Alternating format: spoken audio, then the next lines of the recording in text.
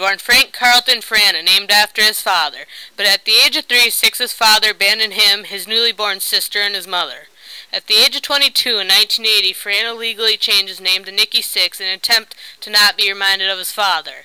He held a lot of anger towards his father for leaving him and his family, and because of that, he felt there was a hole in his stomach. He filled that hole with drugs and alcohol, which gave him encouragement at the time. Sixx's mother, Deanna, had her own lifestyle when he was growing up. Every time a man would come into the picture, he somehow got in the way and was shipped off to live with his grandparents, who were constantly moving around. When Sixx was 6 years old, his mother abandoned him and he was sent to live with his grandparents. But as time dragged on, Sixx became more eager to make his dream a reality. He wanted to create the image of a rock band that he had in mind. In his teen years, he became more rebellious and destructive, and at the age of 14, he ran away from home in order to pursue his dream. Even though he could not play, he tried to play in bands, but would get kicked out and have to start all over again.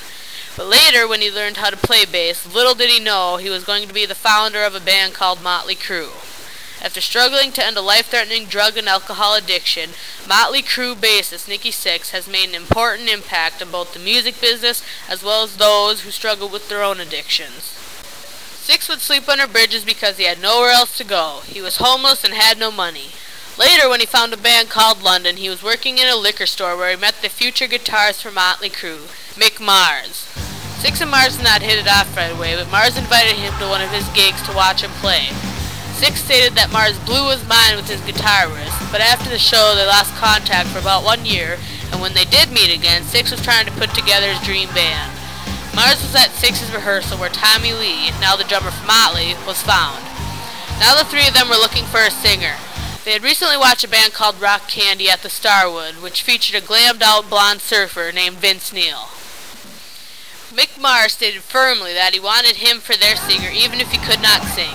He just liked the way he carried himself on stage by interacting with the crowd and walking around rather than standing in one spot. Lee went to school with Neil, so he talked to him and convinced him to come play with the band. Once Neil started singing in his high-pitched voice, combined with Sixx's out-of-time bass playing, Mars' overamped guitar, and Lee's busy and excited drumming, it all came together. At that exact moment, they all knew they were Motley Crue, the ultimate fist-pumping hard rock band. Nikki Sixx created Motley Crue, and he knew how he wanted them to look, and that's exactly how they turned out, with the big hair, studded leather, makeup, and high platform heels. He knew they were going to make it to the top of the music business their way, writing their own music and dressing the way they wanted to, not the way the record companies wanted them to. In a 1987 issue of the Rolling Stone magazine, Nikki Sixx stated that Motley Crue never had peer acceptance. People could never see past the costumes, but they play and write for the kids.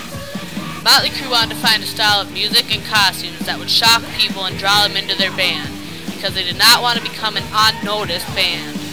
Motley took the rock and roll slogan, sex, drugs, and rock and roll to a whole new extreme, with the excessive drugs, alcohol, women, and partying they did.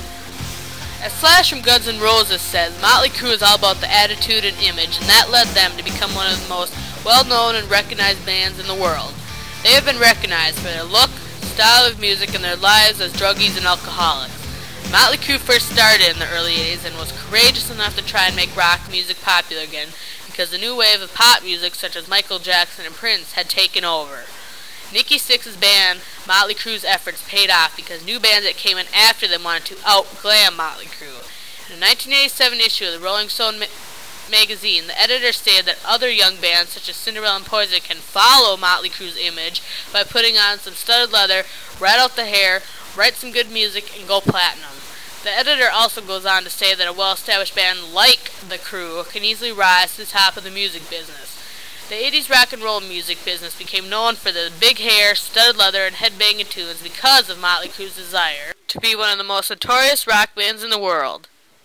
Nikki Sixx created Motley Crue, and not only has he lived out his dream of becoming a rock star, he and his bandmates are making an impact on other bands.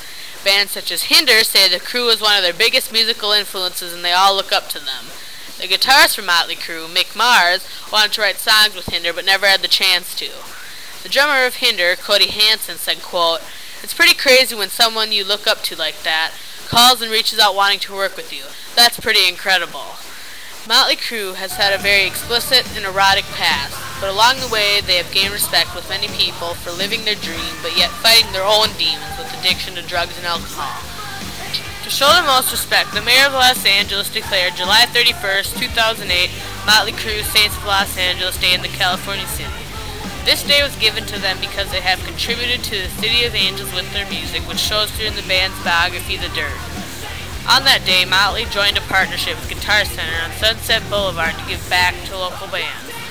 Motley Crue is keeping the legacy going to try and fulfill a young band's dreams to make it big in the music business, just like two other bands did for Motley Crue at the start of their career. Kiss and Ozzy Osbourne let Motley Crue open up for them to try and help them get a kickstart in their music career. After Ozzy let Motley open up for him, their band jumped to the top of the music charts. Now, Motley discovered a band called The Las Vegas at the Guitar Center competition to discover the next biggest band, and is giving them a chance to make their dream come true by letting the Las Vegas open up for them on their 2009 Saints of Los Angeles tour. Other well-known bands such as Hinder and Theory of a Dead Man will be joining the tour. Motley Crue has had a lot of success in the past 20 years, but every band member has struggled with some sort of addiction to drugs and alcohol, and in some cases the addiction is much worse. In 1987, Nikki Sixx's drug usage spun wildly out of control. He used anything he could get his hands on: heroin, cocaine, pills, and alcohol. When Sixx shot up on heroin, he experienced psychosis, meaning a mental state in which thought and perception is severely impaired. There's this funny thing about heroin. The first time you do it, you throw up. You feel sick. You can't move. You lay on your back and your head spins and your body flips and jolts. You say to yourself, it's the stupidest drug ever. But one night in 1987, things took a turn for the worse for Sixx. He overdosed on heroin and was pronounced dead at the scene for 2 minutes until paramedics shot 2 adrenaline shots in him and he was revived.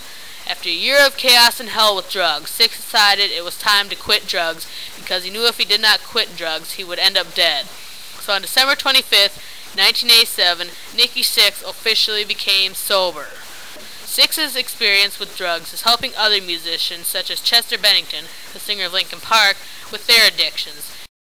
I grew up listening to you guys, and so for me it was like, okay, here's my chance to go do a show with Motley Crue. We hit it off pretty well. Yeah.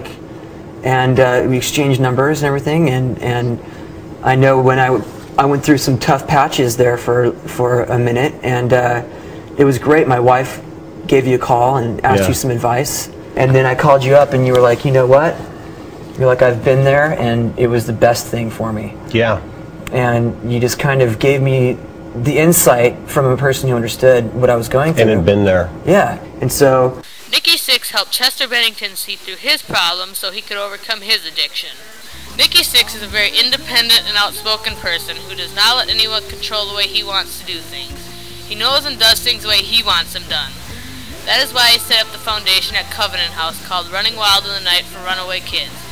On the Covenant House website, Sixx states he can relate to these kids, being he was a runaway teen at the age of 14. He wants to raise funds for Covenant House to create a creative arts program, starting with an emphasis on music, to enable Covenant House to help young people discover and nurture their talents like he did through music. He has raised $40,000 for the program by selling personal items such as a personalized Harley-Davidson motorcycle, autograph merchandise, and many other valuable items.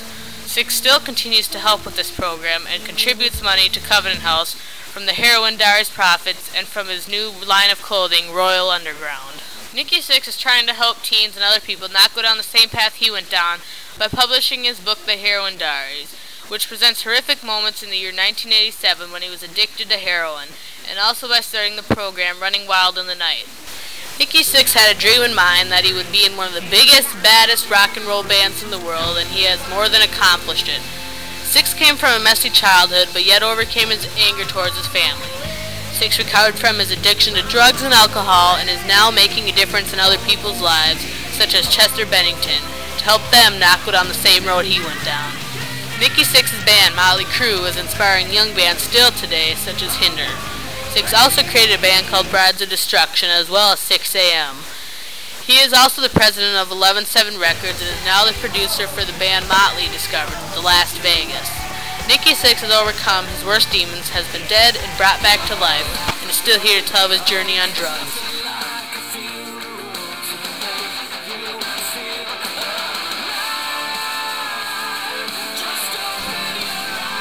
when you've lost it all, that's when you finally realize that life is beautiful.